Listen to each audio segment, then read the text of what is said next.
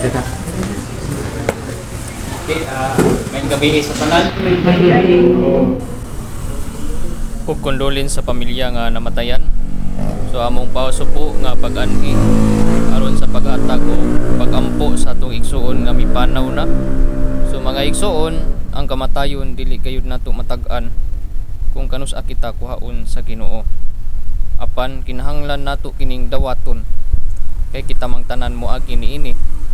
Ug kay kita mga Kristiyanos man, nagtuo kita nga ang kamatayon dili mao ang katapusan, kundi dili mao ang sinugdanan diha sa bag-ong kinabuhi uban sa atong Ginoo nga tuwa na sa langit. Kay nagtuo man kita sa pagkabanhaw. Sa sige na kog kuyog-kuyog og funeral service sa akong mga kauban usab nga mga Catholic faith defender dinhi sa Cagayan de Oro, mga igsuon, dunay wali sa among kauban nga dili gayud nako makalimtan. Mao kining usa ka pangutana, ngano ang tawo mamatay man. So ang iyang tubag, tungod kay dili man di ay kita taga dinhi sa kalibutan. So kay di man di ay kita taga dinhi sa kalibutan, so doon na kita'y adtuan nga mao ang langit. Pero ang dakong pangutana, mga igsuon, nag-ingon man sa Hebreo 9:27, mamatay una ang tao sa makausa, ban sa kamatayon hukman siya. Nagpasabot ba, mga igsuon, nga diretso na ang kalag sa tao didto sa langit? So dili gayud kita mag-assurance niini, mga igsuon. Busa kay hukman pa man di ay ang kalag sa tao human sa iyang kamatayon. Daw bi, mga igsuon, kung ang usa ka tawo nga namatay nga dunay sala nga wala pa niya mapasaylo o makumpisal samtang ani pa siya dinhi sa kalibutan, ang hukom ba niya diretso sa langit o diretso sa impierno? Isud kayo ni nga pangutana, mga igsuon, kung dili kita magtuon sa balaang kasulatan. Busa kitang mga Katoliko, nagtuo gayud kita nga duna gayoy purgatorio o linisanang dapit alang sa mga kalag nga dunay gagmayng mansa sa sala. Kay kung atong balikon ang pangutana, mga igsuon, kung ang usa ka tawo mamatay nga dunay gagmayng mansa sa sala samtang ani pa siya sa kalibutan, mo diretso ba siya sa langit? Di ba nga atong tubag, mga igsuon, dili. So kay dili man di ay makasaka sa langit ang taong mamatay kung dunay gagmayng mansa sa sala, nagpasabot ba nga diretso to sa impierno? So ang atong tubag, dili gihapon, mga igsuon. Ug kung dili man di ay, mga igsuon, asa man dito sila ibutang? Sa ilalom ba sa katre or sa aparador? So dili gihapon, mga igsuon. So ibutang to sila dito sa usa ka lugar o dapit diin ang ilang kalag pagahinluan, sumao kining purgatorio. Kaya ang purgatorio, mga igsuon, namugna tungod sa dakong gugma ug kaluoy sa Dios. So tungod di ay sa dakong gugma ug kaluoy sa Ginoo, gimugna na niya ang purgatorio. Kay ang Dios matarong man nga maghuhukom. Nabag kitay mabasa na sumalat Salmo kapitulo 7 bersikulo 11.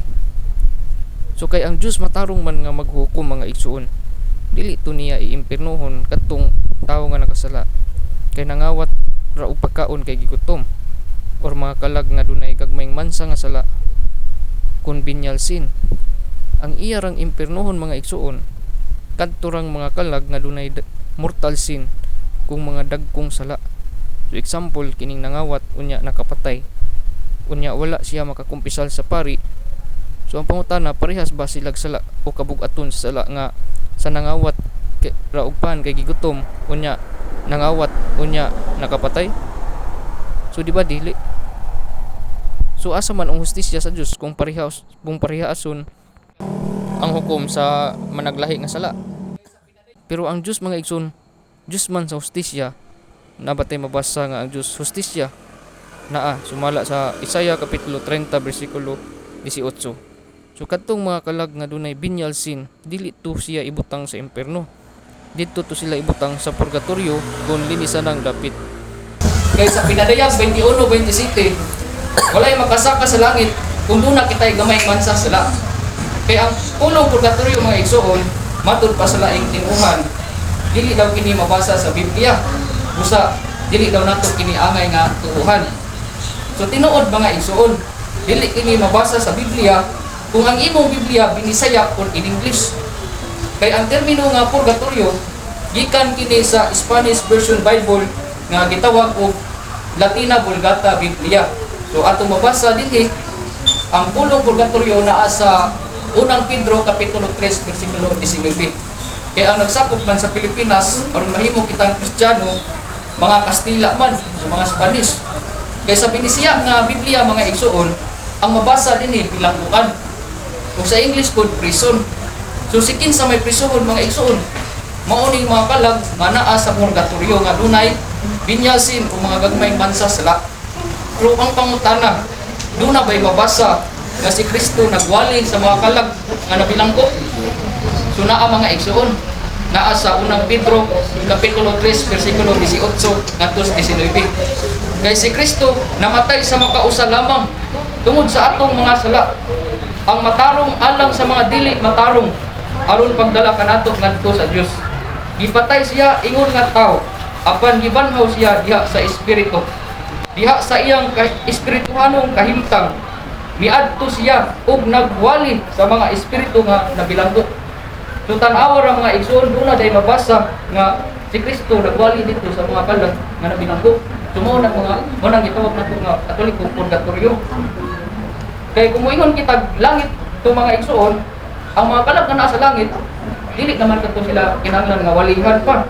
Kay luwas naman sila dito. So naangko naman nila ang kaluwasan. Ug moingon sa tag impierno to, dili pud sa impierno. Kay ang kalag nga naa sa impierno dili naman madalagwali. Kay ang impierno usa man kini kasilot nga walay katapusan. So kung dili ni langit, kung dili impierno, so klaro kayo nga mao kini gitawag nga purgatorio. Kay kita mga buhi pa sa dinhi sa kalibutan mga igsoon, gitawag kita og militant church.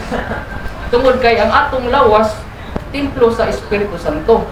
Una ba tayo mabasa nga templo sa Espiritu Santo atong lawas? Na sumala sa unang Korinto kapitulo 6, 19 ngadto 20.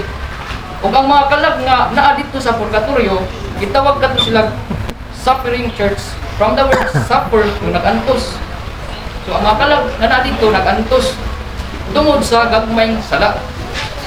Naa ni nabasa sa unang Pedro kapitulo 3 bersikulo 19. Ug ang mga kalag nga naa dito sa langit, gitawag kadto sila triumphant church.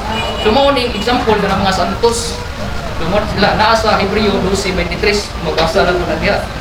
So kita mga buhi pa dinhi sa kalibutan o mga gitawag og militant church, kinahanglan nga magpamisa ta sa mga kalag nga naa sa suffering church o purgatorio aron mapadali nga sila makasaka dito sa langit o triumphant church. Aron ang mga kalag nga naa sa triumphant church mao kining mga santos, sila usab makampo alang kanatong naa dinhi sa buhi. Mao bitaw nga kung magrosaryo ta mga igsoon, moingon man ta nga, "O my Jesus, forgive us our sins, save us from the fires of hell, and bring all souls into heaven, especially those who need most of your divine mercy." So ginaampo na to ang mga kalag nasa purgatorio aron sila majamsat dito sa langit. Kung aron ang ilang mga kalag na makasunod sa langit, sila na sa makampo kanatong mga buhi dinhi sa kalibutan. Kaya sa unang Tesalonica 4:3, ang purgatorio mga igsoon gitawag usab kini og sanctification process. Pasabot paghinlo sa mga kalag nga naa dito sa purgatorio nga dunay venial sin o mga gagmay masala. Kaya ang pulong purgatorio mga igsoon gikinahanglan kini og pagsabot kay dunay kahulugan niini. Busa bitaw sa sulat ni propeta Nehemias kapitulo 8 bersikulo 8, dunay mababasa nga binaba nga hubad sa balaod sa Dios. Kung ihatag nila ang kahulugan niini aron ang mga tao makasabot. Kung sa Usias 14:9 nga ang mga maalamon mosabot. So kay mga Katoliko man kita mga igsoon, dili kita angay nga mamati kung minaw sa mga panudlo sa laing tinuhan nga litra por litra ang basihan sa kamatuoran. Kay delikado gid kana mga igsoon. So example, kining naa sa unang Korinto kapitulo 3 bersikulo 15. Nag-ingon dinhi, "Samara nga nakalatas siya sa kalayo." Subuot ba ipasabot mga igsoon nga impierno ang ipasabot niini? Di ba dili? Kay ang kalag nga nasa impierno wala nay kaluwasan. Kaya ang impierno silot nga walay katapusan. So dili na makalatas sa kalayo ang makalag nga naa na sa impierno. So kay nakalatas man sa kalayo mga igsoon. So atong masabot nga mao kini ang ipasabot nga purgatorio kung ini sadang dapit alang sa mga kalag nga dunay binyal sin kung mga gadumay nga sala. Kay kung muyon kita sa panudlok sa laing tinuuhan ang sugdanan sa kamatuoran ang pagkamabasa ug walay pagsabot delikado kana nga panudlok mga igsoon. Kay sumala sa ikaduhang Korinto kapitulo 3 bersikulo 6. Ang litra po litra kung sinulat nga balaod nagpampang sa kamatayon. So naa sa Biblia. Example ining usa ka istorya or analogy. Nga kung dunay traffic sign nakasulat no left turn. Ato kayong gibasa. So ato ra gibasa so wala na to isabot. So ang itabo dilikto gyapon ta pawala. So ang itabo either dakpan sa RTA or natrap ka sa unahan. So ang itabo disgrasya.